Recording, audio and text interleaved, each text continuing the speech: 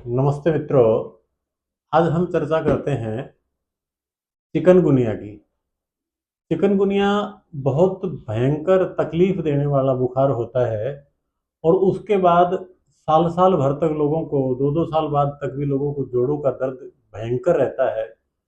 और छोटी सी समस्या है, इसके छोटे छोटे समाधान हैं। यदि आयुर्वेदोक्त तरीके से हम इसका उपचार करते हैं तो बहुत सामान्य सी बात है। होता क्या है कि जहाँ कहीं टायर आदि में, कूलर में, या जहाँ कहीं गंदा पानी रुकता है कि नाली आदि में, तो वहां पर मच्छरों का प्रकोप बढ़ता है।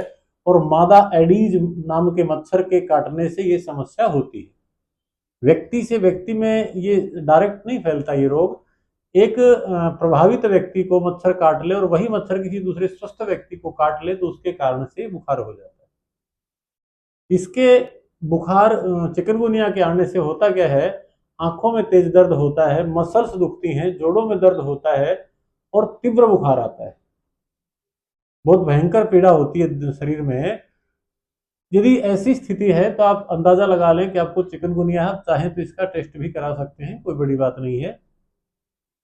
उपचारों में मैं इसका घरेलू प्रयोग आपको बताता हूं। जब आपको आभास हो गया, बुखार आ गया, उसी समय से आप भोजन बंद कर दें। डेयरी प्रोडक्ट तो बिल्कुल भी नहीं लेना। और कोशिश करें आप अनाज को भी छोड़ दें। केवल फल पर और रसाहार पर आ जाइए, आपका बुखार स्वतः ही उतर जाएगा, कोई बड़ी बात नहीं है।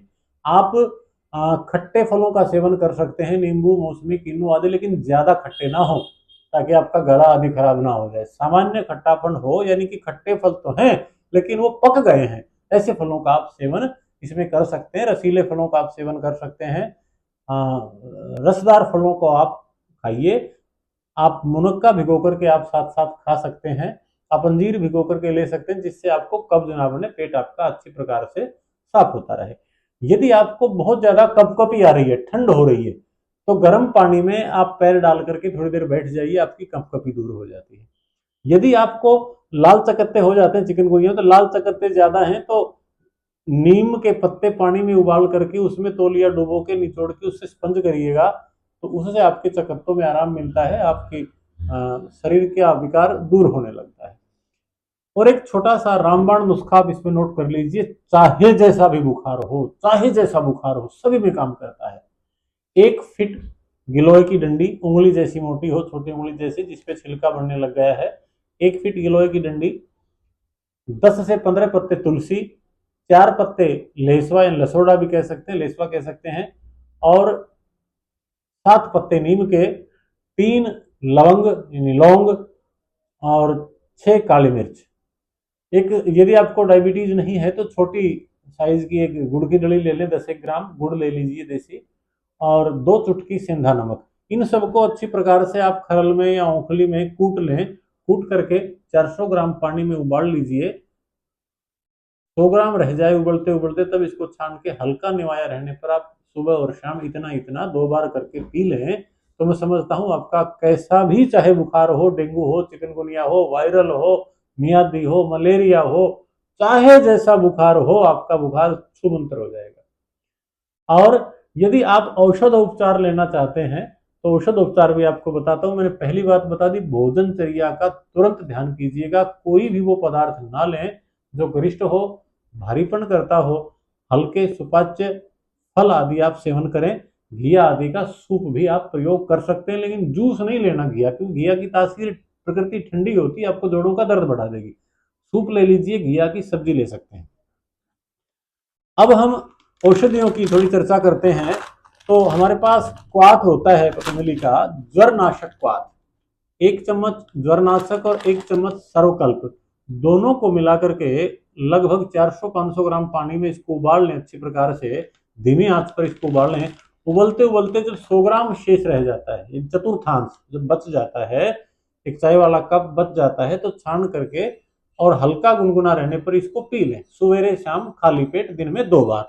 और इसके साथ ये पीडानिल गोल्ड 2-2 टेबलेट जरूर ले लें, क्योंकि इसमें जोड़ों का भयंकर दर्द होता है, मांसपेशियों का दर्द होता है, तो इसके साथ लेने से दर्द में आपको साथ साथ आराम मिल जाएगा और जो टॉक्सिन जमा होते हैं वो दूर हो जाते हैं। ये तो हो गया खाली पेट लेने वाली चीजें। अब आपको जो भी अल्पाहार वगैरह करना है, सूक्ष्म आहार करना है, तो उसके बाद गिलोय घनवटी, महासुदर्शन घनवटी और लिवोग्रिटवटी। अपने बल का विचार करके एक एक टेबलेट दिन में 3 बार अथवा 2-2 टेबलेट तीनों समय आप इनको हल्का सूक्ष्म आहार लेने के बाद एक एक अथवा 2-2 टेबलेट अपने बल का विचार करके आप प्रयोग कर सकते हैं, या अपने वैद्य से बात करके या हमसे परामर्श करके आप इनका प्रयोग कर सकते हैं, एक एक अथवा 2-2 टेबलेट। इसे ध्यान दें, गिलोय घनवटी, महासुदर्शन घनवटी और लिवोग्रिट, इन तीनों का। बुखार आपका उतर जाएगा, 2 से 4 दिन ज्यादा से ज्यादा लगते हैं। आपको एलोपैथी दवा ना लें, नहीं तो वो विकार शरीर में रह जाता है। बुखार व्यक्ति का शत्रु नहीं होता, बुखार मित्र होता है। जब शरीर के अंदर किसी प्रकार की कोई विकृति, कोई विकार, कोई टॉक्सिन जमा हो जाता है, चाहे वात के रूप में हो, चाहे कफ के रूप में हो, चाहे पित्त के रूप में हो, उसको निकालने के लिए बुखार चढ़ता है, ताकि वो विकार दग्ध हो जाए, वो विकार भस्मीभूत हो जाए, वो टेम्परेचर बढ़ करके वो विकार शरीर से नष्ट हो जाए, निकल जाए बाहर, इसलिए बुखार चढ़ता है।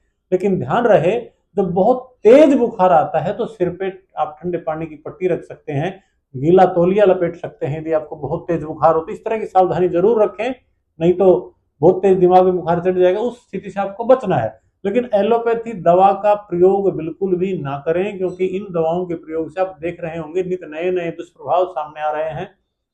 बहुत बालकों को, युवाओं को डायबिटीज हो जाती है एलोपैथी की दवाओं के लेने से, और बहुत सारे साइड इफेक्ट होते हैं, लीवर प्रभावित हो जाता है, पीलिया हो जाता है। तो कोशिश करें आप घरेलू नुस्खों से अथवा भोजनचर्या बदल करके अथवा प्राकृतिक चिकित्सा के माध्यम से आप इन बीमारियों से निजात पालें। और औषधियां मैंने आपको सारी बता दी, आप इनसे भी बच सकते हैं। बुखार ठीक होने के बाद चिकनगुनिया के प्रभाव से कई दिन तक दर्द बना रहता है शरीर में, बहुत बुरी स्थिति होती है, पेशेंट तड़पते हुए आते हैं, बहुत बुरे हालात होते हैं। तो उसके लिए हम 3 औषधियों का प्रयोग कर सकते हैं, चंद्र प्रभावटी, कैशोर गुगुलू और ऑर्थोग्रिट। वही बात आती है कि रोगी जब सामने बैठा होता है तो उसका बल विचार करके हम तुरंत से मात्रा निर्धारित कर देते हैं, लेकिन चूंकि मेरे सामने मरीज नहीं है, मैं कैसे बता सकता हूं। आप इसकी मात्रा अपने हिसाब से निर्धारित कर सकते हैं। बल आपका कम है, आपका वजन कम है, तो एक एक गोली तीनों में से, अथवा आप बलिष्ठ हैं, ज्यादा आपका बल है, तो आप 2-2 गोलियां तीनों में से दोनों समय अथवा तीनों समय आप इसका प्रयोग करते हैं तो आपके दर्द की समस्या मिटती है।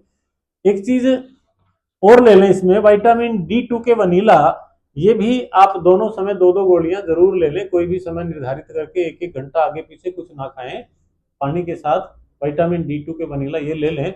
और एक और घरेलू चीज होती है जो चिकनगुनिया के जहर को शरीर से निकालने का काम करती है, बेलगिरी। यदि आपके पास कच्ची यानी पकी हुई बेलगिरी है तो उसको आप पानी में मथ करके और उसका शरबत बना करके पी लीजिए, आप वैसे खा लीजिए। यदि आपके पास ताजी बेलगिरी नहीं है तो आप बेल का मुरब्बा खा लीजिए धो करके, बेल कैंडी खा लीजिए, अथवा बेल शरबत पी लीजिए, जो आपके पास अवेलेबल हो। आप बेलगिरी का सेवन जरूर करें, जो इसके विकार को बाहर निकालती है। ठंडी होते हुए भी चिकनगुनिया के विष को बाहर निकालने में बेलगिरी का बहुत बड़ा योगदान होता है। तो मैं आशा करता हूं आज की जानकारी आपको अच्छी लगी होगी। यदि मेरी बताई बातें आपको अच्छी लगती हैं, आपको अनुकूल लगती हैं, तो आप चैनल को सब्सक्राइब और इसको शेयर भी करते रहें, ताकि ये जानकारी लोगों तक पहुंचे। हमारा पता आप नोट कर लीजिए, रणधीर योगार्थी, पतंजलि मेगा स्टोर, चरखी gate, Charkhi Dadri, Haryana. Phone number एक बार ध्यान दें, 8950096227। फोन यदि किन्हीं को करना हो तो दिन के समय करिएगा, 8 से पहले, और शाम 8 के बाद कोई फोन ना करें कि मेरे सहयोगी भी उसमें फोन आपका नहीं उठा पाएंगे। आपको मेरे से बात करनी होगी तो वो विधि तरकीब तरीका आपको बता दिया जाएगा। आज इतना ही, प्रणाम, धन्यवाद।